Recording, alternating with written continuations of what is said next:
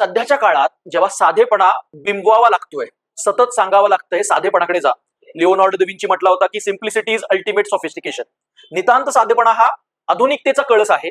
जर नितांत साधेपणा आधुनिकतेचा कळस असेल तर त्या कळसावरती विराजमान आमचा सावतामाळी आहे. कारण तो त्याच्या जीवन व्यवहारातून, त्याच्या जीवन तत्वज्ञानातून साधेपणाचा उत्कृष्ट नमुना आमच्या समोर मांडतोय. त्यांचा प्रसिद्ध अभंग आपल्या सगळ्यांना माहितच असेल, कांदा मुळा भाजी अवघी विठाई माझी.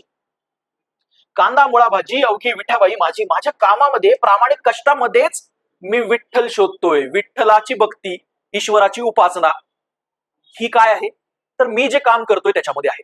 भगवद्गीतेमध्ये कर्मयोग सांगितलाय. तुम्ही मोक्ष मिळवण्यासाठी संन्यासस्थ वृत्तीने परमार्थाकडे जाणं म्हणजे निष्क्रियता नाही. भगवद्गीता म्हणते कर्मयोगी व्हा. त्या कर्मयोगाचं आणखी एक दृश्य उदाहरण म्हणजे सावतामाळी. सावतामाळी सांगतात की तुम्ही जर प्रामाणिकपणे काम केलं तर तुम्ही ईश्वरापर्यंत पोहोचाल.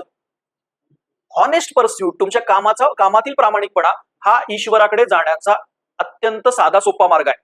कारण परमार्थिक गोष्ट म्हटली की ती अवघड गोष्ट आहे असं पण आपल्याला वाटतं.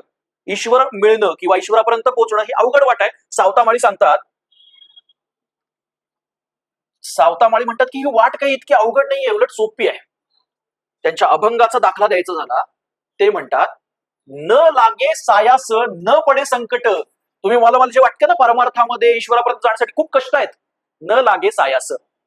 नामे सोपी वाट वैकुंठाची. सोपी वाट आहे. ईश्वराचं नाव घ्या आणि ते ईश्वराचं नाव घेत घेत प्रामाणिक कष्ट तुमचं कर्तव्य पार पडा.